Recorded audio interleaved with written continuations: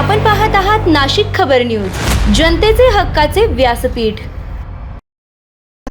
नाशिक जिल्ह्यात परवाना आणि नोंदणीशिवाय खाद्य व्यवसाय करणाऱ्या व्यावसायिकांविरोधात अन्न व औषध प्रशासन विभागाने धडक कारवाई केली आहे।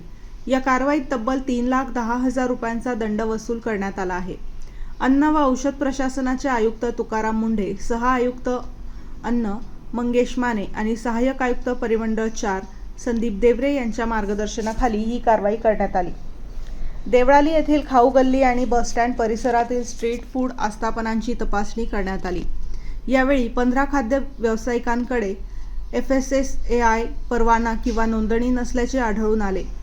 त्यांच्यावर कारवाई करत 2,20,000 रुपयांचा दंड वसूल करण्यात आला। तसेच 2 आस्थापनांमध्ये खाद्यपदार्थ देताना न्यूजपेपरचा वापर केला जात असल्याचे आढळले। या दोन्ही आस्थापनांवर प्रत्येकी 15,000 रुपयांचा दंड ठोठावण्यात आला। यानंतर दिंडोरी आणि सटाणा परिसरातही तपासणी करण्यात आली।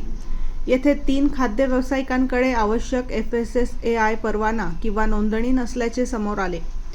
संबंधितांकडून 90,000 रुपयांचा दंड आकारण्यात आला। अशा प्रकारे संपूर्ण कारवाईत 3,10,000 रुपयांचा दंड वसूल करण्यात आला। ही कारवाई अन्न सुरक्षा अधिकारी प्रतीक भड, चेतन परदेशी आणि सोनल पाडळे यांनी केली।